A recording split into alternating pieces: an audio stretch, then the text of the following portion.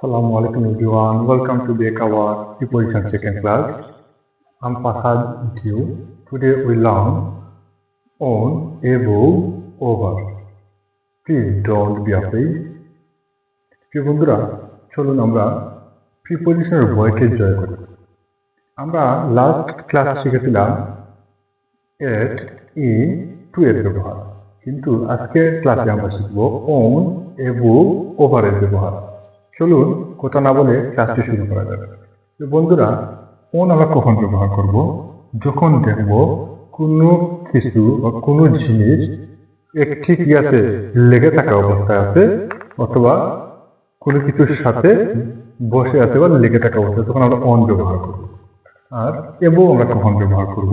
যখন এবভ মানে উপরে কিন্তু ঝুলন্ত অবস্থায় রয়েছে, তখন আমরা এবভ ব্যবহার করব। আমরা ওভার কখন ব্যবহার করতে পারি?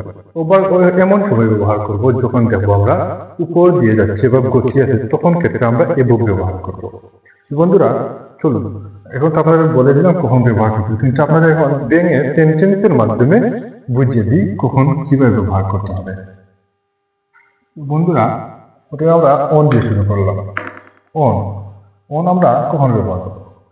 যেমন আমি আপনাদের বলি, বইটি টেবিলের উপরে আছে, তো বইটি তো টেবিলের উপরে লাগানো অবস্থা রয়েছে না, টেবিলের উপরে রাখা আছে, টেবিলের সাথে যুক্ত না, তো আমরা বলতে পারি the book on the table. This is a pen, এই কলমটি আমার হাতের উপরে আছে। এরকম বলবো the pen on my hand, the pen on my hand, কলমটি আমার হাতের উপরে আছে, এরকম ভাবে বলতে পারো। The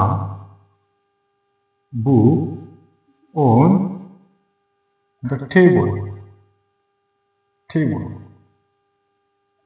The pen on the table. আপনারা বুঝতে পারলেন তো কখন কিভাবে ব্যবহার করবে? Book on the table, on the table, টেবলের উপরে আছে রাখা, আর on the table, on the table, পেনটি টেবলের উপরে রাখা আছে। আমি যদি বলি the phone on my bed, ফোনটি আমার বেডের উপরে রাখা আছে, তখন আমরা এরকম ব্যবহার করলাম। বন্ধুরা, চলুন এখন আমরা এবভ এর ব্যবহার শিখব। খুব সহজ আপনাদের অনেক ব্যবহার শিখলাম। আচ্ছা, অন মানে তো উপরে, তাহলে এবভ অর্থ তো উপরে হতে পারে। এবভ আর কখন ব্যবহার করবো আপনারা বুঝে নিন। প্রথমে আপনাদের বলি, এবভ হচ্ছে উপরে আছে ঝুলন্ত অবস্থায়, একটির উপরে আরেকটি, মানে একটির উপরে আরেকটি আছে কিন্তু উপরে ঝুলন্ত অবস্থায়, তাদের মধ্যে একটু দূরত্ব রয়েছে, একটু ফাঁকা রয়েছে মাঝে। যেমন আমার এই যে একটি হাত আছে, এই একটি হাত, দুইটি হাতের মাঝে ফাঁকা আছে, আমার এই হাতটি তো উপরে, তখন এটাকে এবভ বলবো, এই সময় আমরা এবভ বলতে পারি। যেমন ফ্যান, ফ্যান তো মাথার উপরে আছে, তাহলে ফ্যানকে আমরা এবভের মাধ্যমে ব্যবহার করতে পারি।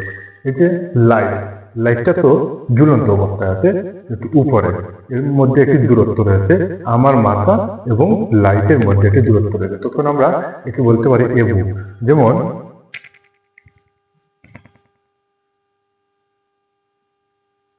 Fan above my head, fan above my head, যেন আমার মাথার উপরে আছে। আমরা এরকম বলতে পারি না যে light, light above my head, light আমার মাথার উপরে আছে, এরকম মতো বললা। বন্ধুরা, দেখলে আমরা খুব সহজেই এবভের ব্যবহার শিখলাম। এই বন্ধুরা, এখন আমরা শিখবো ওভারের ব্যবহার। ওভার আমরা কখন ব্যবহার করব? ওভার এমন সময় ব্যবহার করব যখন দেখবো আমাদের উপর দিয়ে কোনো কিছু যাচ্ছে, গতি আছে, এরকম আমরা এবভ ব্যবহার করতে পারি। যেমন আমি যদি বলি বিমানটি আমার উপর দিয়ে যাচ্ছে, আমরা ব্যবহার করতে পারি এবভ। আমি যদি পাখি আমার মাথার উপর দিয়ে যাচ্ছে, আমরা এবভ ব্যবহার করতে পারি, কারণ একটা গতি আছে। একটি ডগ, একটি কুকুর ওয়ালের উপর দিয়ে যাচ্ছে, তখন আমরা কি ব্যবহার করতে পারি? কারণ কুকুর তো ওয়ালটা পার হচ্ছে, তাই না? দেয়ালটা পার হচ্ছে, দেয়ালের উপর দিয়ে যাচ্ছে, মানে একটি গতি আছে না, এই গতির জন্য আমরা কিভাবে ব্যবহার করতে পারি? কি ওভার ব্যবহার করতে পারি। যেমন the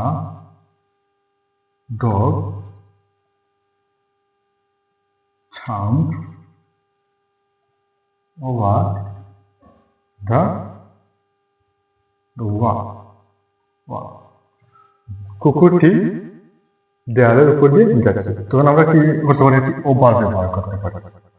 বন্ধুরা দেখলেন তো আমরা কত সহজে অন, এবং ওভারের ব্যবহার শিখলাম। বন্ধুরা ক্লাসটি যদি আপনাদের ভালো লাগে অবশ্যই লাইক, কমেন্ট, শেয়ার করবেন। আর ইন টু এর ব্যবহার যারা জানেন না, লাস্ট ক্লাসটি দেখে আসতে পারেন, এবং আজকের ক্লাসটিতে আপনারা যদি ভালো লাগে লাইক, কমেন্ট, শেয়ার করবেন। যদি আপনাদের কোনো কিছু জানার বোঝার থাকে তাহলে কমেন্ট করবেন, মেসেজ করবেন। ইনশাআল্লাহ আমি সর্বোচ্চ আপনাদের সাথে থাকবো।